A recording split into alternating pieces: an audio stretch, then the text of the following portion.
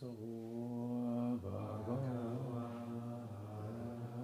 Samma Sambuddho. Please read it. Swakato yena bhagavata dhammo supatipanno yassa bhagavato savaka sangho Dhammaya bhagavantam sadhammam sasangham Yeme hi sakare hi yataraham aropite hi abhipujayama Sadhu no bhante bhagava suchira parini bhutopi Pachima janata nukamba manasa Yeme sankare dugata panakarabuddhe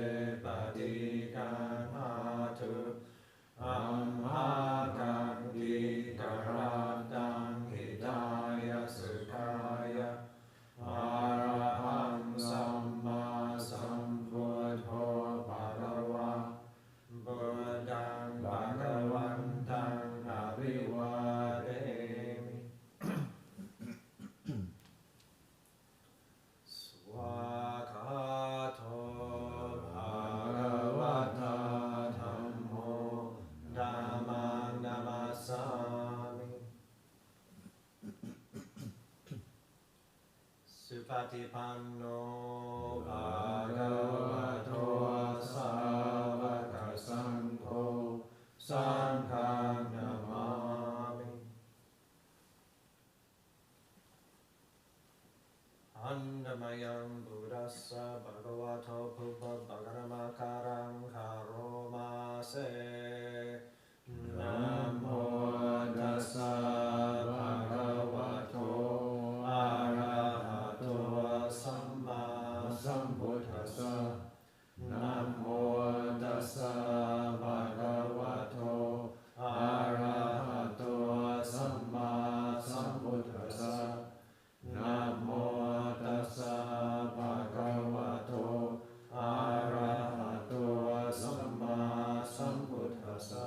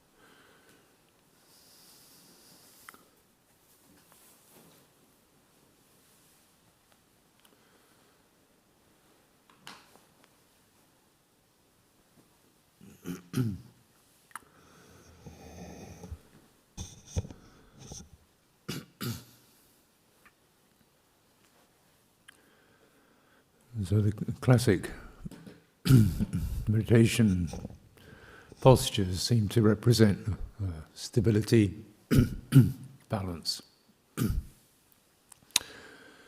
But the actuality is that we're not always feeling so stable and balanced.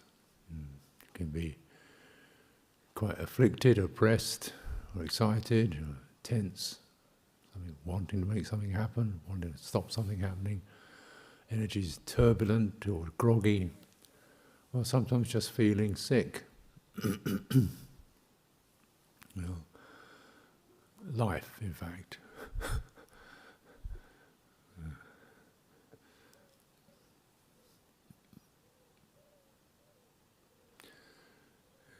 So, I can very well imagine, I can't meditate because I can't feel comfortable, stable, don't feel very well, tired, too much going on. Tomorrow I'll meditate when I feel better. Yeah, well, this is the slow way to learn, because tomorrow isn't necessarily going to be any better. And certainly as we go through our life, aging, sickness and so forth, are a constant companion with their impressions and complexities of our lives. They don't get lighter by themselves.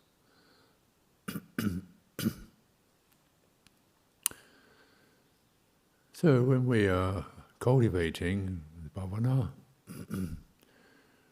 really you have to get down to what is always possible and see where it can go from there. It can be that you're feeling pretty good and you can do some refined, calming effects,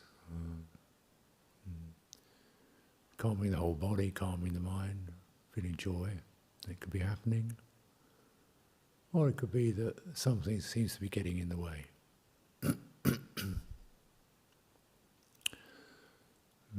So this, what do we do when things are getting in the way? This is the first noble truth, dukkha, things obstructive, things not quite right, friction. I wish I could feel like this. I wish I didn't feel like this. I wish my mind was like this. I wish my body was like this and not like that. And it sets up turbulence and resistance and negativity. So we have to just get to that sense of just open. What can you do? Well, the first thing, you can stop the turbulence by acknowledgement. Well, however it is, it's like this now. It's like this now. It can't be any other way because it is like this. What it should be or could be is just speculation. It is like this. And why it's like this? Right now it is like this. And it gives a certain firmness to the mind. Mind is no longer, muttering and regretting or thinking something wrong with me. Can't be. It's like this. That's true for all of us. But it's feeling happy, unhappy, joyful, refined, coarse. It's like this. And that gives you so it's something you can use all the time, even when you're not so-called meditating. You learn that. What happens when it's like this? It's a certain firming. It's like the mind has a spine, like your body has a spine. And you focus on that inner, just veracity. It's like this. And increasingly able to, when you have that mental spine, to begin to take refuge in that and widen your awareness, to begin to actually sense what's going on without agitating around it. Because with this sense of that inner certainty, it's like this. Mental activity, a certain aspect of mental activity, the comparing and the contrasting and the regretting and the suffering, that kind of suffering, that can stop. And when that stops, your mind begins to get some power. Some power and some independence. These are important. It's not excluding the way things are. Most of us in our lives find ways of just, okay, I don't like it, so I'll switch it off. I don't like it, so I'll go somewhere else. I don't like it, so it's her fault. I don't like it because, dump it on blame somebody, blame oneself, or have a little mutter and complain, or just shut the thing down altogether and go somewhere else. This doesn't really handle the topic very thoroughly or in an awakened way. What is it that we need to handle? Come to terms with.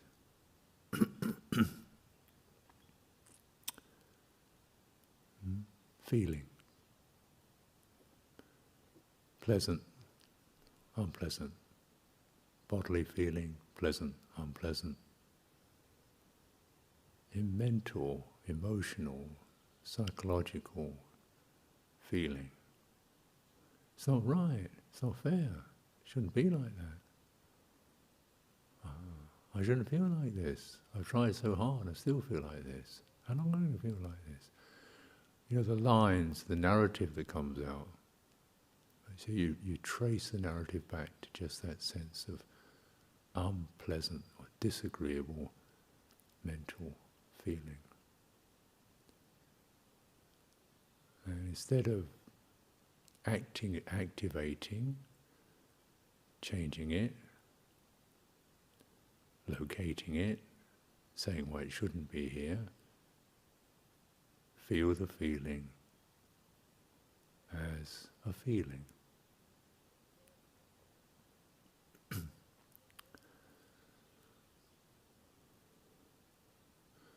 Now, just to recap again, you'll need that inner strength. So this is where the upright body is a great resource. It gives that feeling of, right here.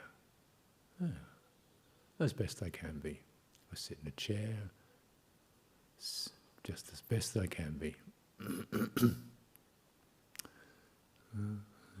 like, noticing it's like this.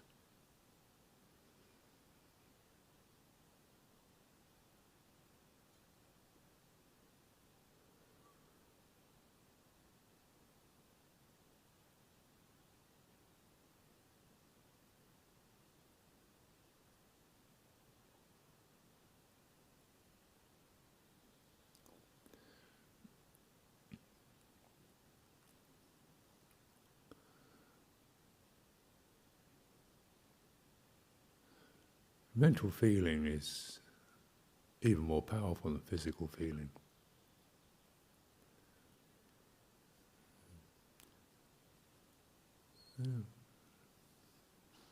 It's insidious. Has the effect of colouring the mind, either making it glossy and bright or making it grey and dismal. Fiery. The mind in this state is not reliable. It's not independent. It's not stable. So it's for them to acknowledge feeling.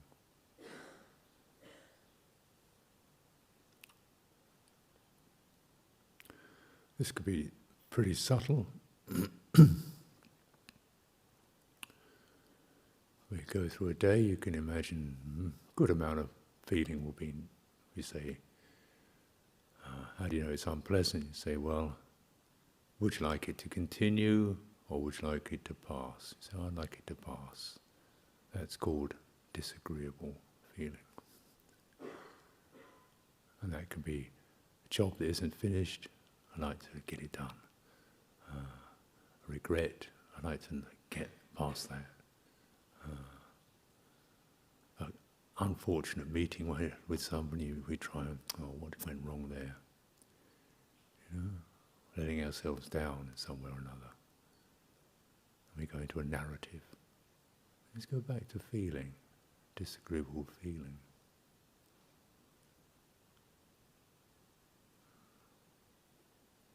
What is it?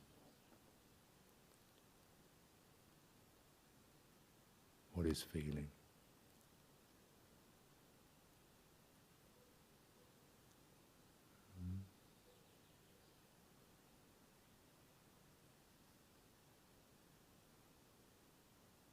What does it do?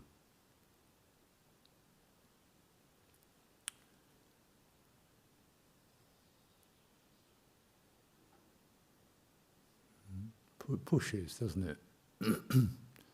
Pushes the mind. Draws it, drags it, pushes it. Act. Defend. Regret. Plan. Make it better. Change it. It pushes. You feel the push. And relaxing these forms of action, reaction. First practice is to just acknowledge, get simple, cut the narrative down to agreeable, disagreeable, get really simple, and then relax the reaction to change it.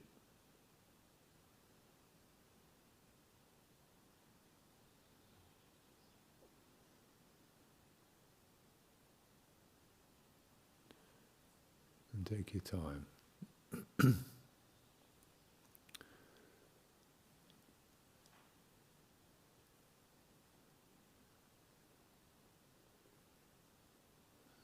Because if you relax the reaction, mental energy starts to soften and expand.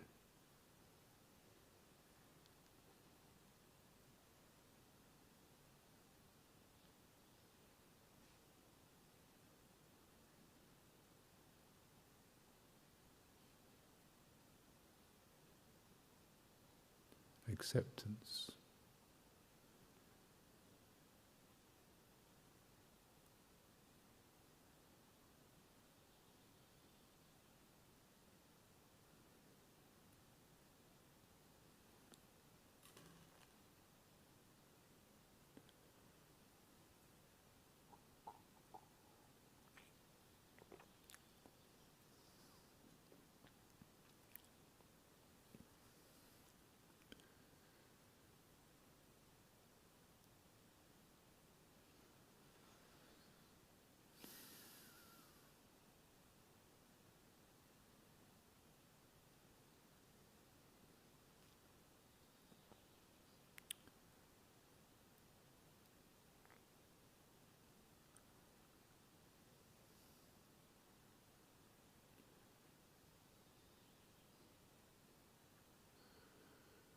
You're relaxing the natural reaction to change things, discover things, find out why.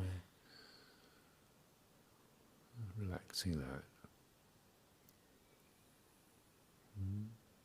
Feeling. Just as a phenomenon. As awareness, no longer caught up in changing and fixing. Awareness softens, opens, lightly expands. Can you follow that?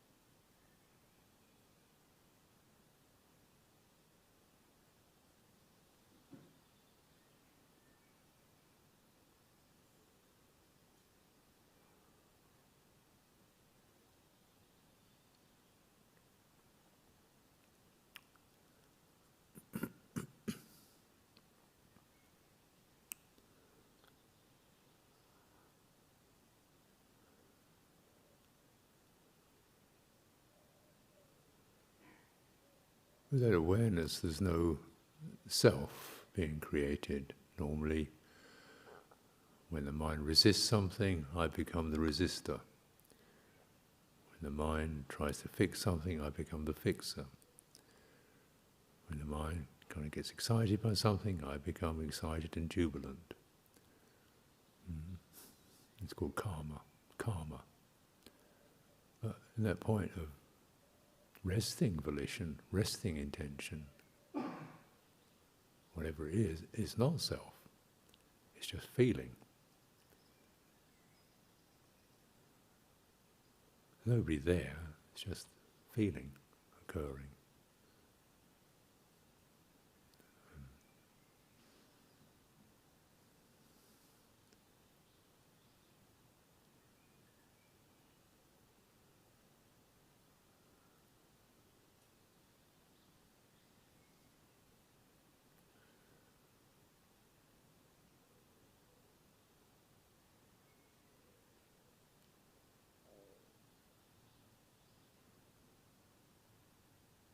And awareness.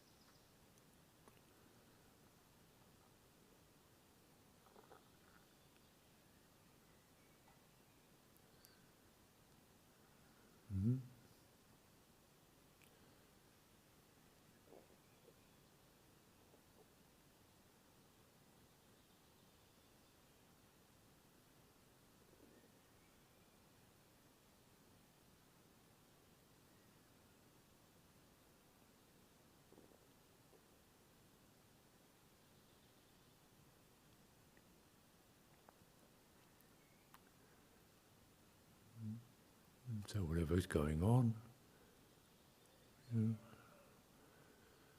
distill the narrative back to feeling.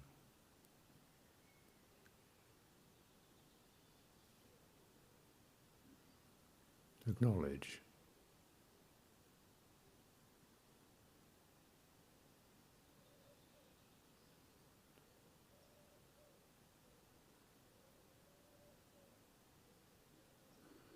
Relax the volition, the intention to change it, or explain it, or get on to the next thing, or claim it, or whatever, as yourself. Relax that. And feeling, accepting, feeling.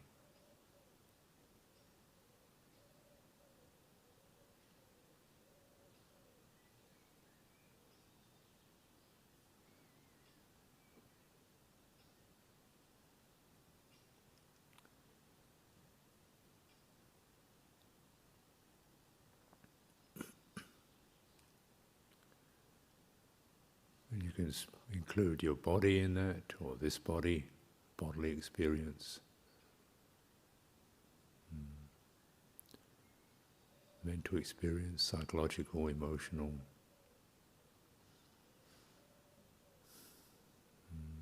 The world, yourself. What you are and what you're not. Just feeling. Agreeable or disagreeable. This is true. And what it does, it releases the mind's activity, and there's an expansion of awareness. Appreciate that. Appreciate that.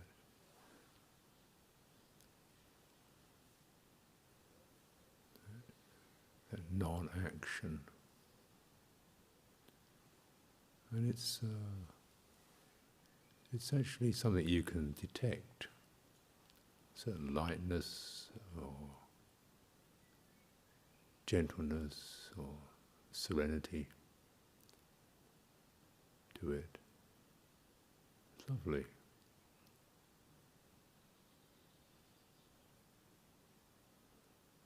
Peaceful.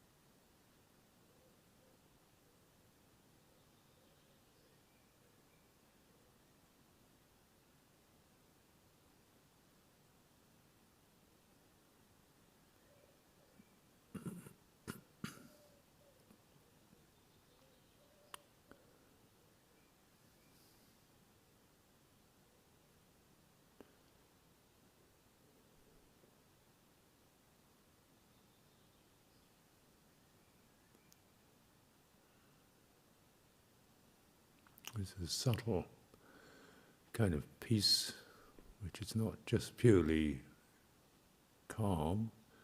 It's the peace that comes from letting go, from relinquishment, from dispassion, not self.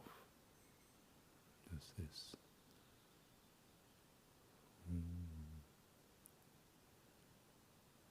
Appreciate it. It really is rather special.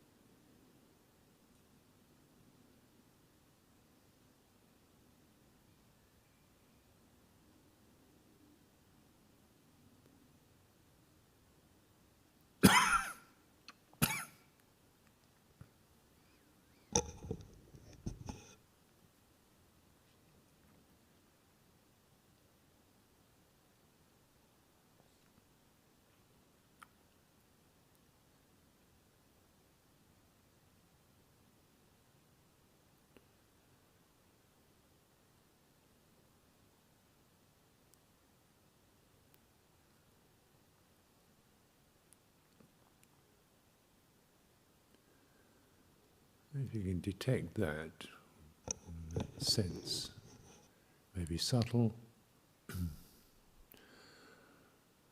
where the engines of the mind begin to calm down, cool down, disengage. appreciate it.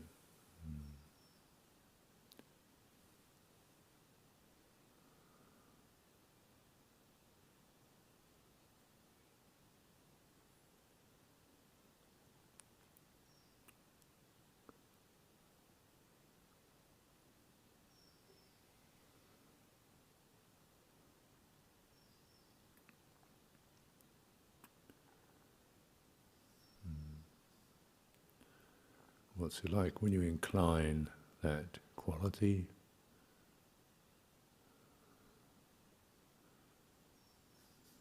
in all directions? You know, like anything that arises.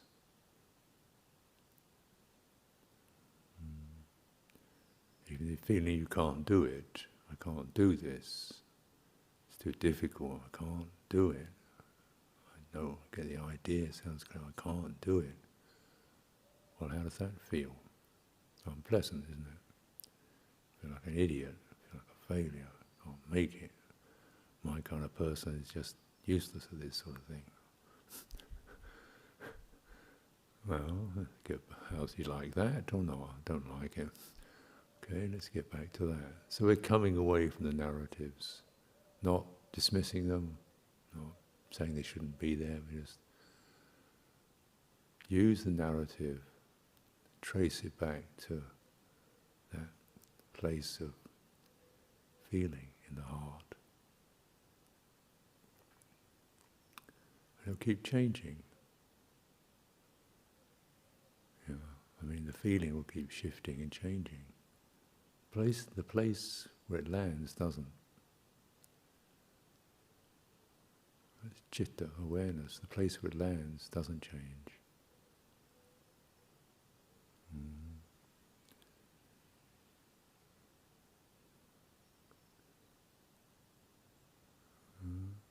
we rest in that.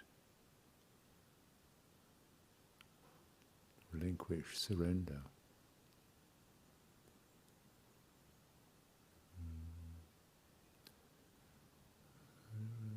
Unravels the complexities of our minds, proposals and comparisons and profiles and self-definitions. Oh, just tangle, unpleasant. Oh, where's that?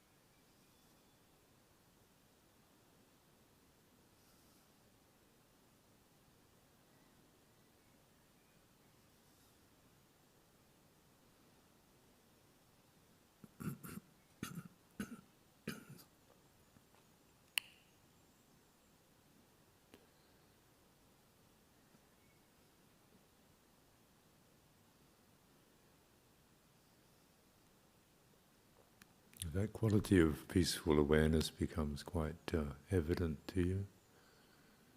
Just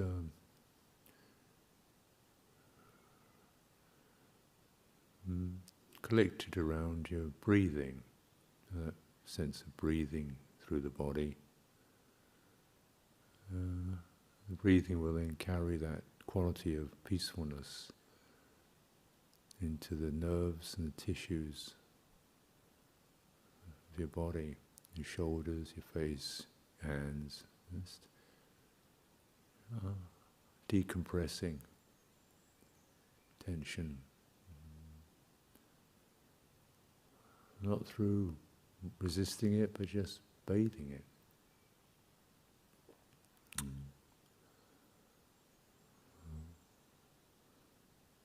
No expectations, not putting any expectations on our practice, just where it goes, what it does. It's not self. Just,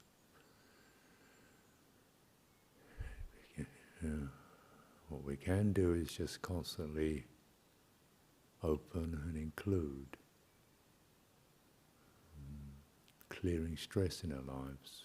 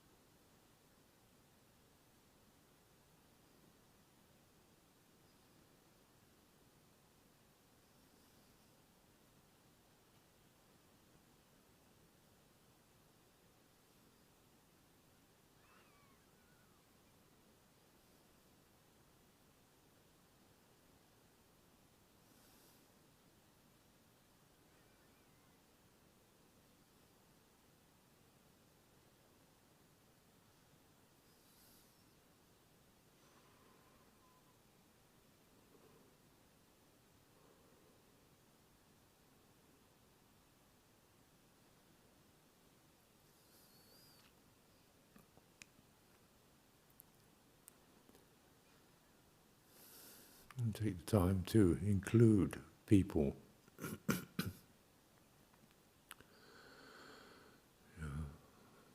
So if people we feel fond of, a pleasant feeling, agreeable, or we feel concerned or worried about, unpleasant feeling. No, one should or shouldn't, just that's what happens. Some we feel fond of, some we feel concerned about.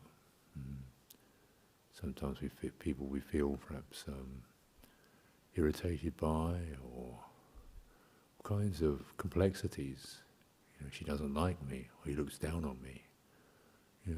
What does it come down to? I'm not good enough for her. I always let her down.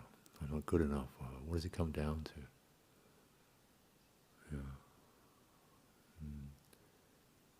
And how these phenomena are so common in our relationships. Everybody's going through this kind of stuff. I'm not good enough for her. She's not good enough for me.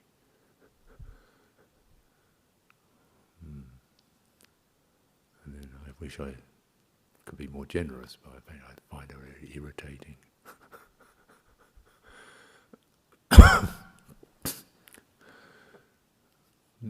Unpleasant feeling.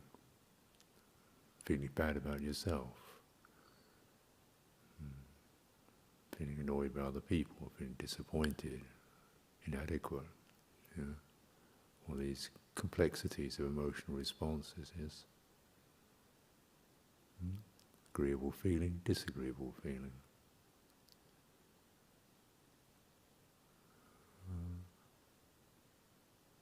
Expand your awareness to include others until that agitation resolves. Peaceful acceptance. It's like this now. The feeling subsides, the emotion subsides, the story dissolves.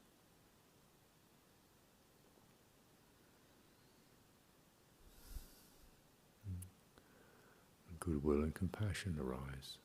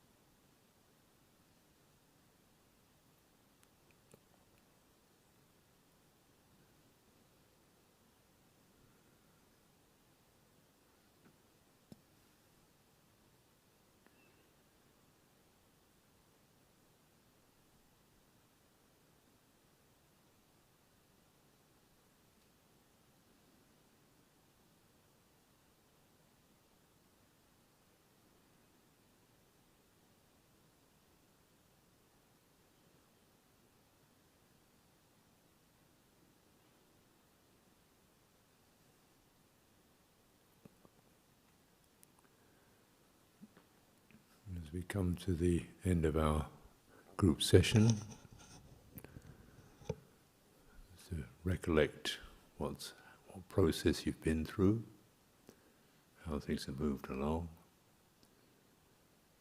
Maybe things you understood or didn't understand or didn't work, or it's like this now. No regrets. No, don't put expect a result. It's like this now. We're not creating suffering. And even gratitude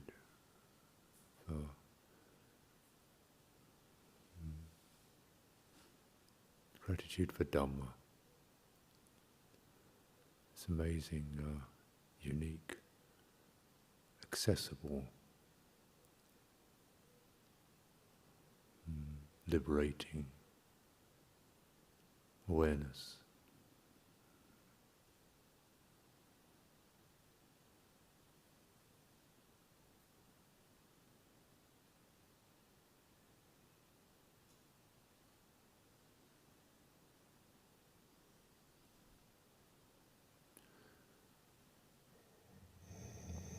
So I'd like to conclude the evening, and I'd like to invite Tansi and Ado, if you'd be so kind to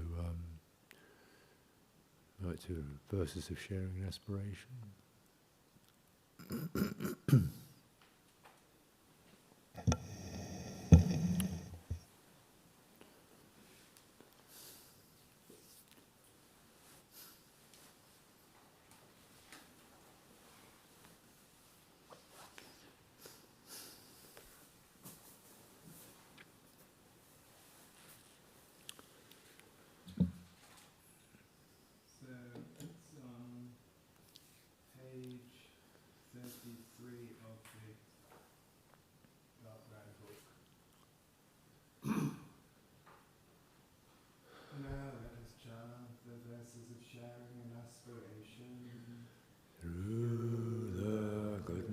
That arises from my practice, may my spiritual teachers and guides of great virtue, my mother, my father, and my relatives, the sun and the moon, and all virtuous leaders of the world, may the highest gods and evil forces, celestial beings, guardian spirits of the earth, and the Lord of death, may those who are friendly, indifferent, or hostile, may all beings receive the blessings of my life. May they soon attain the threefold bliss and realize the deathless. Through the goodness that arises from my practice, and through this act of sharing, may all desires and attachments quickly cease, and all harmful states of mind, until I realize Nibbana. In every kind of birth, may I have an upright mind, with mindfulness and wisdom, austerity and vigor. Forces of delusion not take hold, nor weaken my resolve. The Buddha is my excellent refuge. Unsurpassed is the protection of the Dhamma. The solitary Buddha is my noble guide. The Sangha is my supreme support. Through the supreme power of all these, may darkness and delusion be dispelled.